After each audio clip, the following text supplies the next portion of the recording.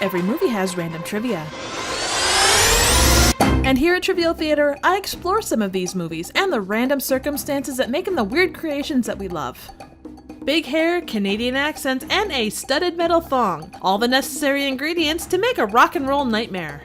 The movie opens on a family that is clearly screwed. Surprise! The fridge eats the mom, and then the resident stove skeleton grabs the dad. We move to a driving scene that rivals Birdemic for complete and utter dullness. This Ducker van arrives at a seemingly abandoned farmhouse and we're treated to awkward sexual tension and a cringy dishwashing scene. They move to the barn, which just happens to be set up as a recording studio. Our first musical interlude includes this silver cheetah print formal jacket and a shit ton of strobes. Those are prerequisites for any band rehearsal, right? From here on out, we can break the movie down into 5 basic areas: mundane shit, band practice, monster attacks, coke product placement, and sexy time. And in this movie, you get your choice of how to spend sexy time. Being possessed by a demon, in slow motion with painful elevator music, or in a shower with freaking god-awful water pressure. Afterwards, people are killed off in a variety of ways, including an arm protruding out of a guy's chest, and this wolf kid. With that, we're down to our last possible hero. Will he survive the questionable fridge chicken and the flying lube monster?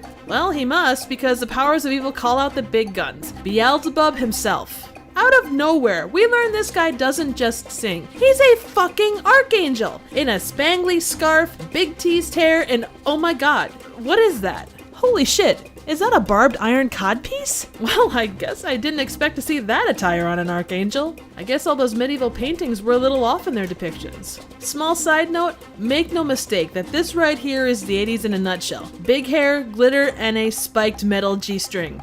Anyway, an epic battle ensues as an army of dildos watch. That's right, the fate of creation comes down to a weird dodgeball game played with photorealistic starfish.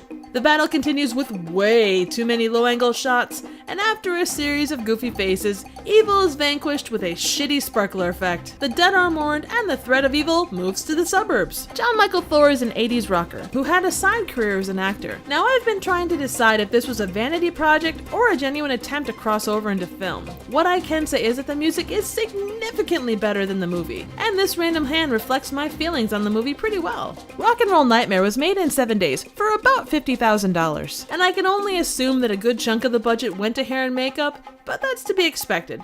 After all, it was the 80s. Like most small budget movies, this one stretched every resource available. Background music and prosthetics were reused from another film called Zombie Nightmare. It's said that every single shot filmed was used to get it to a feature-length running time. It shows. Other pieces were added to help pad the runtime, including the extended van sequence at the open and padded credits at the end, including a list of each monster featured with special credit to their creator. This one's my favorite. Fun fact, all the little monsters were called Gibsons after the guy that came up with the design. Story-wise, it takes a page from Friday the 13th and starts killing people once they've had sex, a trend that continues to this day in the horror genre. The rest of the plot is relatively standard horror fare, although you don't get any indication of what triggered Beelzebub and his dildo army to return. Now, I don't mind walking into a horror movie where the evil is ambiguous. In fact, some of the best horror is done that way. But here, there's no consistency to the evil. Even in movies like Nightmare on Elm Street, where the threats vary from person to person, there's a common thread that tells you they're all part of the same general threat. In this case,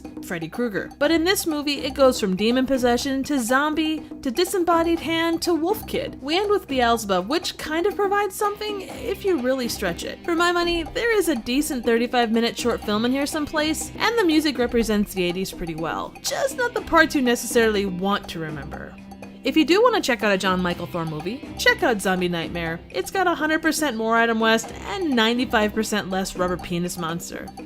At the end of it, I wish the actors would have paid more attention to this cheeky little sign. So what do you think? Any suggestions for movies, trivial questions, comments, ratings, and other epic 80s band names would be greatly appreciated. Thank you so very much for watching.